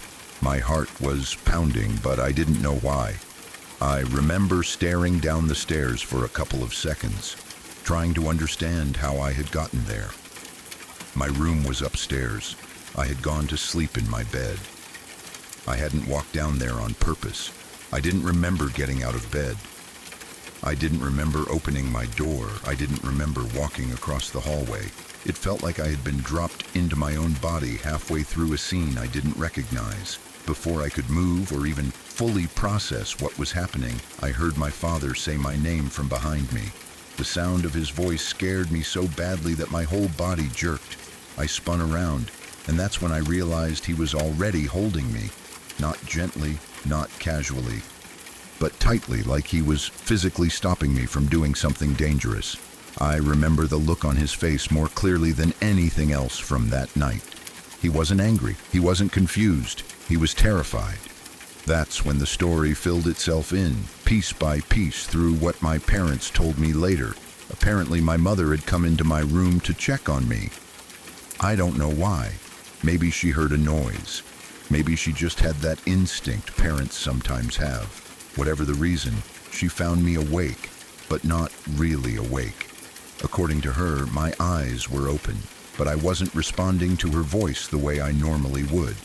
Then, without warning, I started screaming, not crying, not yelling words, screaming in a raw, panicked way. She tried to calm me down, tried to touch my arm, and that's when I started scratching her, trying to get away like I was being attacked. I don't remember any of this, not even a flicker. To me, it never happened. My father came running in when he heard the noise. By the time he got there, I had pulled away from my mother and was already moving toward the stairs. Apparently, I was fast, desperate, focused on getting downstairs, even though no one could explain why. My father caught me just in time. That's the moment I woke up, standing at the foot of the stairs, confused, with no memory of the screaming, the scratching, or the panic that had just happened. If my father hadn't been there, if he hadn't grabbed me when he did, I don't know what would have happened. I don't know why I was so determined to go downstairs. I don't know what my body thought it was running from or toward. What scares me the most is that if my parents hadn't told me what happened, I would have assumed it was just a strange dream, or that I had sleepwalked for a few steps. I would never have known how violent or intense it actually was. But this wasn't the first time something like this had happened. When I think back on my childhood, there's another moment that stands out just as strongly, maybe even more so, because of how normal it felt to me at the time. I was in elementary school. I don't remember my exact age, but I was young enough that mornings were a blur of routine. Wake up, get dressed, eat breakfast, go to school. One morning I went to school like usual, except for one small mistake. In my tired, half-awake state, I forgot to change out of my pajama shirt. I still remember that part clearly, the feeling of embarrassment creeping in as I realized it too late. I was walking toward the school entrance. I remember the doors. I remember the sound of kids talking. I remember thinking very briefly that I should turn around and fix my shirt. Then everything went black. There was no falling sensation, no dizziness, no warning. One moment I was stepping into the school, and the next moment I was walking back out at the end of the day. The bell had rung. Kids were flooding out of the building. The sky looked different. The day was over. I had absolutely no memory of what happened in between. No classes, no teachers, no lunch, no conversations, nothing. What makes this even harder to explain is that I wasn't panicking when I came back. I wasn't confused in the way you'd expect someone to be after losing an entire day. I didn't run to a teacher. I didn't tell anyone something was wrong. I just accepted it. School was over. It was time to go home. That acceptance is what chills me the most now. At the time, it felt normal. Not good, not bad, just normal. Because it wasn't the first time it had happened. Growing up, I had multiple moments like that. I would black out and then wake up later, sometimes hours later, sometimes at a different place, sometimes at a different point in the day. There was never any sense of transition, no memory of drifting off, no memory of coming back. Just absence, followed by awareness. As a child, I didn't have the words to explain it. I didn't even fully understand that it wasn't normal. In my earliest memories, I often felt like a passenger inside my own body, like I was watching my life happen from somewhere behind my eyes, while someone else made the decisions. I could see, hear, and feel, but I wasn't always in control. That feeling lasted for years. It's hard to describe what that does to your sense of self. When you can't fully trust that you're the one steering your own body, you start to feel detached from everything. Your actions don't feel permanent. Your choices don't feel fully yours. Time becomes slippery, like something you move through without leaving footprints. As I got older, those blackouts became less frequent. Eventually, they stopped altogether. I don't know why. I don't know what changed. I don't know if my brain simply grew out of it, or if something in my environment shifted. All I know is that I haven't had an episode like that in years. But the memory of them never left. Sometimes I lie awake at night and think about how easily things could have gone wrong. About how many hours of my life I can't remember. About how many decisions my body made without my awareness. About how close I came that night at the stairs to something potentially tragic. What scares me most isn't the blacking out itself.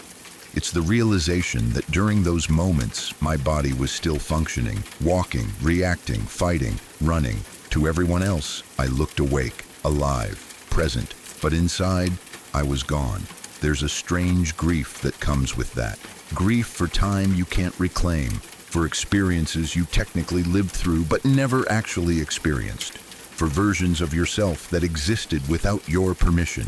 Even now, years later, I sometimes catch myself checking in with my own mind, making sure I'm still here, making sure I'm the one holding the reins. I don't take consciousness for granted the way I used to. I don't assume that being awake means being in control. I also think about my parents, especially my mother, about how terrifying it must have been for her to see her child screaming, scratching, trying to escape, with no recognition in their eyes. About how helpless she must have felt, not knowing what was happening or how to stop it. And I think about my father holding me at the stairs, stopping me from going somewhere I clearly believed I needed to go, even though I have no idea why. I wonder sometimes what would have happened if he had hesitated for even a second, if he had assumed I was just sleepwalking, if he hadn't reacted as fast as he did. I don't know if there's a neat explanation for any of this. I don't know if it was sleepwalking, dissociation, something neurological, or something else entirely. I've learned over time that not every experience comes with a clear label or diagnosis. Sometimes all you're left with is the story, the memory, and the quiet understanding that your mind is capable of things you don't fully control. What I do know is that those moments shaped the way I see myself and the world. They taught me how fragile awareness can be, how thin the line is between being present and being gone, how easily the body can keep going even when the mind steps away. It's been years since it last happened. Long enough that part of me wonders if it ever will again. But another part of me knows that once you've experienced something like that, you never fully stop listening for it. Never fully stop checking the edges of your own consciousness, just to make sure you're still there. And maybe that's the strangest part of all.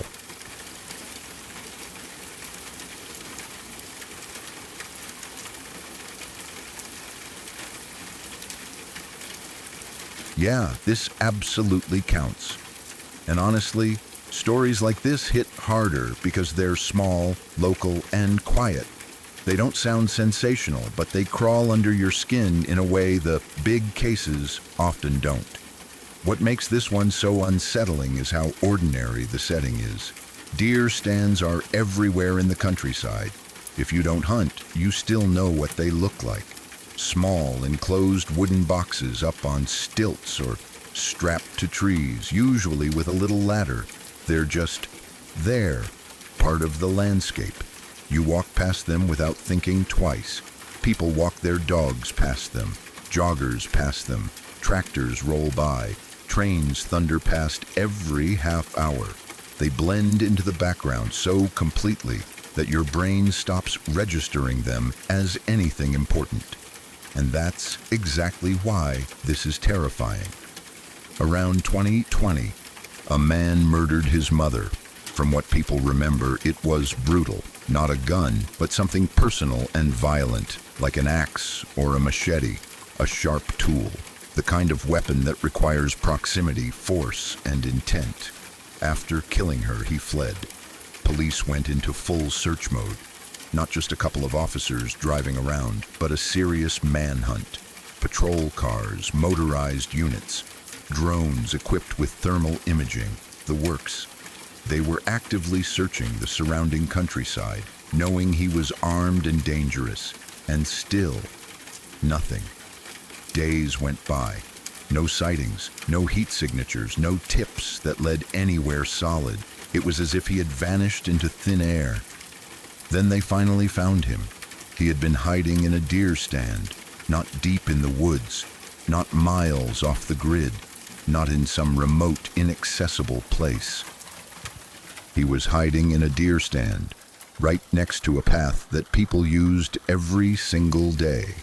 Dog walkers, joggers, farmers, moving equipment, a place so normal and so exposed that no one thought to look twice. There was even a train line running right past it, with trains going by roughly every 30 minutes, and no one noticed. That's the part that really messes with your head. Not just that he was there, but that he was there the whole time. Watching normal life pass by. People walking their dogs, people jogging, people just living their routines, completely unaware that a violent armed man was sitting a few feet away, hidden in plain sight. Your sister walked past that spot twice a day. Twice a day. Her dogs, animals that are supposed to pick up on things we can't, never reacted. never barked, never pulled toward the stand. Nothing. Just another walk, another path, another day. It forces you to confront how fragile the idea of safe really is. We tend to think danger announces itself, that it looks obvious, that we'd feel something was wrong. But this shows how easily it can blend into the background, wrapped in something familiar and unremarkable. A deer stand isn't scary. A walking path isn't scary. A countryside trail with joggers and dogs isn't scary, until you realize what was sitting there, silently watching. You're right, compared to the cases that get turned into documentaries and podcasts, this might seem minor. No mystery spanning decades, no infamous name, no dramatic twists. But those stories are distant, abstract. This one isn't. This one is close enough that you can picture it. Close enough that it rewrites your memory of a place you thought you knew. Close enough that you start replaying every walk, every glance, every moment of not noticing.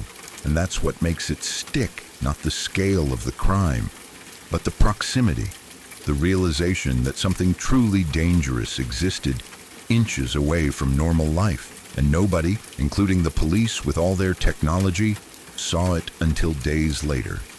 That kind of story doesn't go viral, but it stays with you.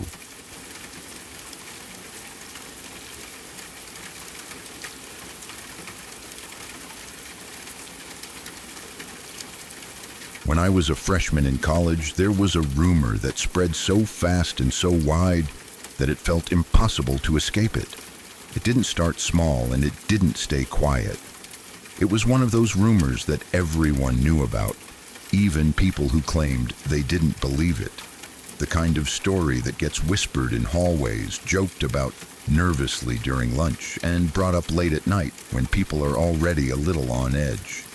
The rumor was that the college canteen was selling human meat. Even writing that sentence now feels strange, but at the time it felt very real. The canteen was where almost everyone ate. It was cheap, it was convenient, and for many students, it was the only place they could afford to get regular meals. So the idea that something so dark and disturbing could be happening there shook people deeply. At first, it sounded ridiculous. Something out of a horror movie or an urban legend meant to scare freshmen. But the more people talked, the more details were added, and the more believable it started to feel. People began pointing out little things that suddenly seemed suspicious. Someone would say, "The meat tasted different lately." Another person would claim they felt sick after eating there. Others said they noticed strange smells coming from the kitchen late at night. None of it was solid proof, but when fear mixes with imagination, logic tends to step aside. By the end of the first week, the rumor had grown into something much bigger than a joke. Students were genuinely scared. I remember sitting with my friends, trays of food untouched in front of us, debating whether it was safe to eat. Some people stopped going to the canteen altogether. Others went but avoided meat completely, sticking to bread or vegetables. A few laughed it off loudly, but even they would lower their voices when the conversation turned serious. There was this constant uneasy feeling like something was wrong, but no one knew exactly what. Eventually, a group of seniors decided they were going to find out the truth. These weren't reckless people, just older students who were tired of the panic and wanted answers. They said if the college administration wasn't going to address the rumors properly, they would investigate on their own. Late one evening, when things were quieter, they managed to sneak into the canteen kitchen. What they found there changed everything. Inside the kitchen, tucked away in a corner, was a large bucket. Inside that bucket was a dead mongoose. When the seniors took photos and shared them, all hell broke loose. The images spread like wildfire. To people who didn't know what they were looking at, the contents of the bucket looked horrifying. The way the body was positioned, the exposed flesh, the dark shapes and textures, it genuinely resembled human organs. For students already primed to believe the worst, This felt like confirmation of their deepest fears. Panic exploded across campus. People were crying, shouting, demanding answers. Protests started almost immediately. Students gathered outside administrative buildings, holding signs, chanting, accusing the college of hiding something terrible. Parents started calling. Some even showed up in person, furious and terrified for their children. Social media only made things worse, with screenshots, blurry photos, and wild theories spreading far beyond the campus itself. For a brief moment, it felt like the entire college was on the brink of collapse. Trust was gone. No one believed official statements anymore, especially because there were none at first. The silence from the administration only fueled the fire. People assumed that if nothing was wrong, they would have said something immediately. The lack of response felt like guilt. Eventually, the truth came out. The mongoose had nothing to do with the food being served to students. One of the canteen workers had captured it for a completely unrelated reason. He lived in a rural area and kept foxes in his backyard. The mongoose was meant to be fed to those foxes, not sold, not cooked, not served to anyone. It had been temporarily stored in the kitchen bucket before he could take it home. On paper, the explanation made sense. In reality, it did very little to calm people down. Yes, it wasn't human meat. Yes, students hadn't been unknowingly eating people, but the idea that a dead animal was being kept inside the canteen kitchen at all was deeply disturbing. Questions immediately followed. Why was it stored there? Was it sanitary? What else was happening behind closed doors that students didn't know about? The council and administration moved quickly after that. Too quickly, some would say. The incident was quietly buried. Official statements were released, assuring everyone that there was no danger, no wrongdoing related to the food. The protests were discouraged, then shut down. Meetings were held behind closed doors. Within a short time, it was clear that the college wanted the whole thing forgotten as soon as possible. But students didn't forget. Even after the explanation, the images stayed in people's minds. Those photos were hard to unsee. The way the organs looked, the texture, the color, it had crossed a line in people's heads. Rationally, many accepted the truth. Emotionally, it was harder. Every time someone sat down with a plate of meat from the canteen, there was a moment of hesitation, a flicker of doubt. I remember standing in line one day, staring at the serving trays, feeling my stomach twist. I knew the facts. I knew what really happened, and yet my mind kept going back to those photos. I kept imagining what had been in that bucket, how close it had been to where our food was prepared. It didn't matter that it wasn't human. It still felt wrong. The most unsettling part was how easily the truth had been hidden.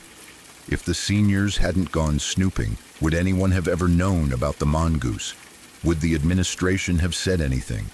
Or would students have continued eating there completely unaware of what was happening behind the scenes? That question bothered a lot of us. Over time, life on campus returned to something like normal. New rumors replaced old ones. Exams came and went. New batches of freshmen arrived, unaware of what had happened before them. The canteen stayed open. The food kept being served, and most people eventually went back to eating there without thinking too much about it. But for those of us who were there, the incident left a mark. It taught us how quickly fear can spread, how fragile trust really is, and how blurry the line can be between truth and imagination. It showed us that sometimes, even when the explanation is innocent, the situation itself can still feel deeply wrong. A dead mongoose in a kitchen might not be a crime, but it's not something you expect in a place where hundreds of students eat every day. Even now, years later, I sometimes think back to that time. Not because I still believe the rumor, but because of how intense everything felt. The protests, the anger, the fear, the photos, the silence from those in charge. It was one of the first moments in my life where I realized that institutions don't always handle things in a way that puts people at ease. Sometimes they prioritize quiet over clarity, control over transparency, and sometimes all it takes is one bucket, one photo, and one rumor to shake an entire community to its core.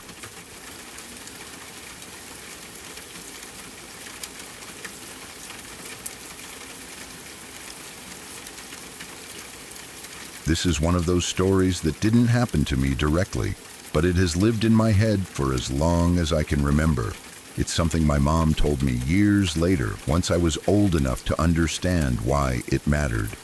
The older I get, the more unsettling it becomes, because now I can imagine the fear from her point of view, instead of hearing it as just a strange story from the past.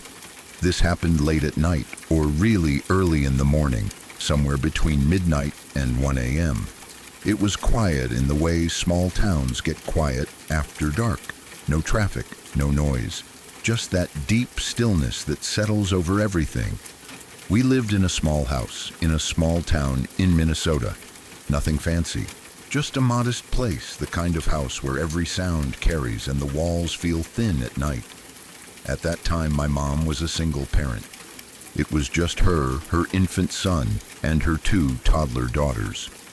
I was the baby, asleep in my crib in the same bedroom as her. My sisters were both very young and slept on either side of her in the bed. She told me later that nights were usually exhausting but peaceful. Once everyone was finally asleep, that was the only time she could truly rest, even if it was light, broken sleep. That night, something woke her up.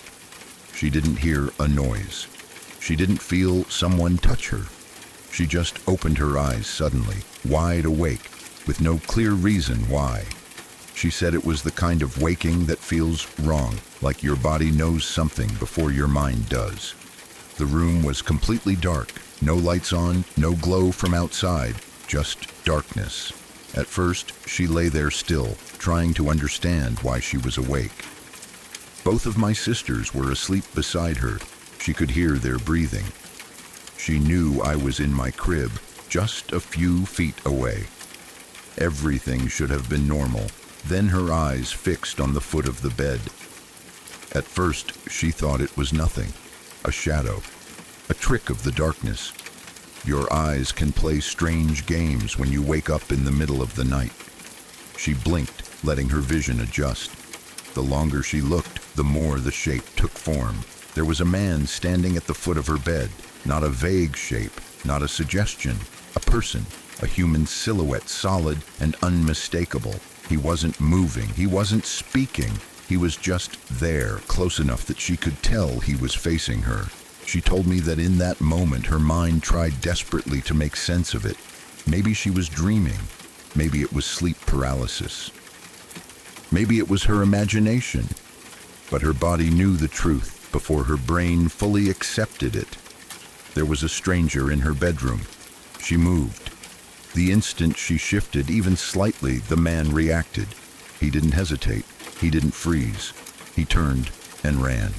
She watched him bolt down the hallway, moving fast, like someone who knew exactly where they were going. He ran toward my sister's room, then kept going, straight out of the house. She heard the door open and slam shut.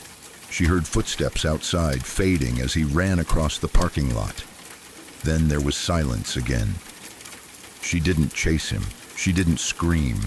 She didn't jump out of bed right away. She told me later that her first instinct was to protect us. She pulled my sisters closer to her, her heart pounding so hard she thought it might wake them.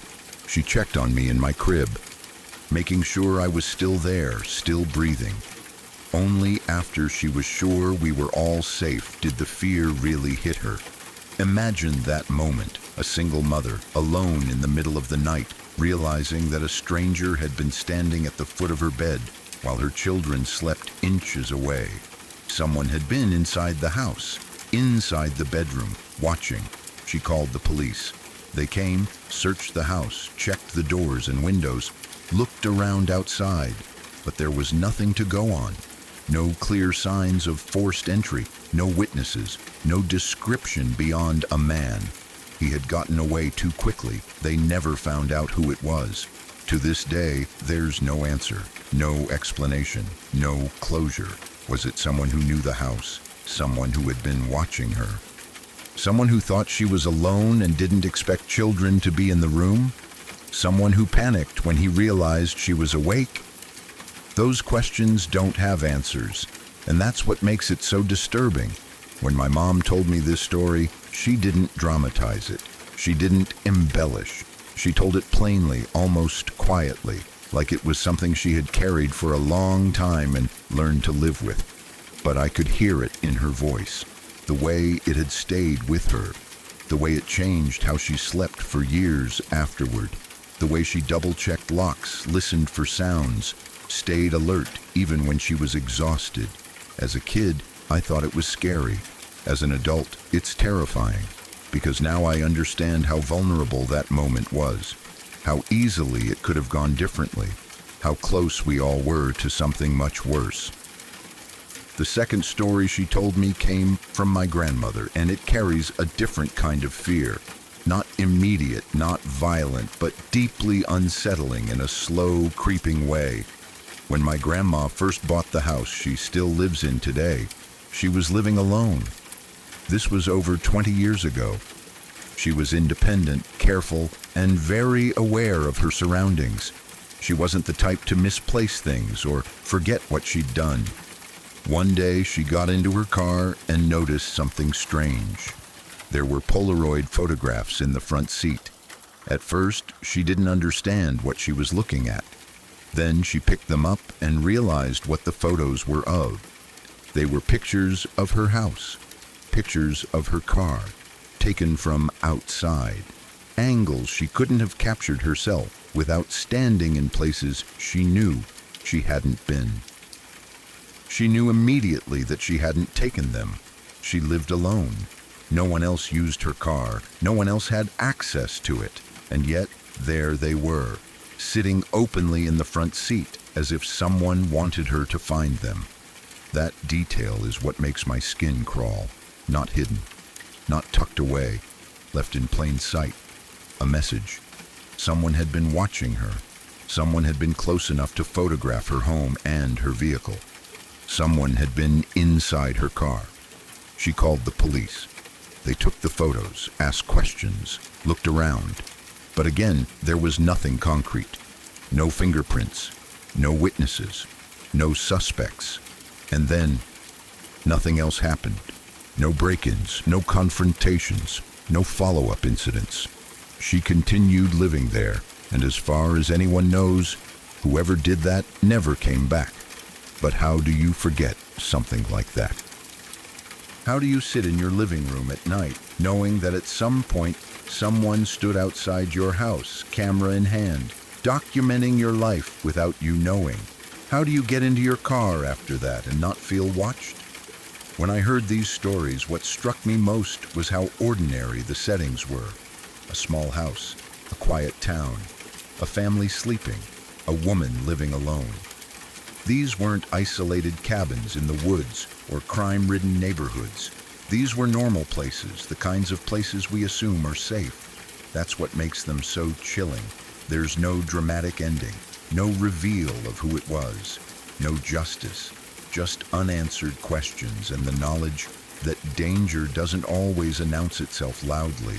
Sometimes it slips in quietly, stands at the foot of your bed, or leaves photographs behind, and disappears before you can stop it. I think about my mom waking up and seeing that man more often than I probably should.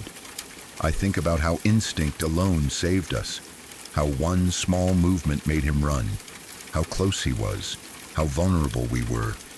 I think about my grandma finding those photos and realizing someone had crossed a line she didn't even know existed. And I think about how many stories like this never make the news. How many people carry moments like this with them, moments that didn't end in tragedy but could have. These stories blew my mind when I first heard them. They still do.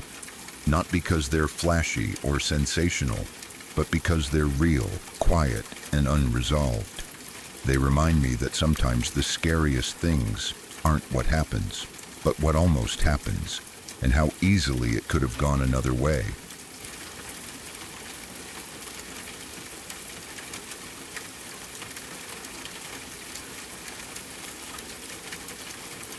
Look, if you're still watching, you already know what this channel is. No jump scares, no fake drama, just dark stories whispered softly to help you drift off into uneasy dreams. And that's the kind of comfort some of us need. If you want more of these eerie lullabies told the way they deserve to be told, subscribe to Dread Lullabies. We're not here to waste your time. We're here to tell the stories that haunt you gently into sleep. Thanks for listening. Now go get some rest, if you can.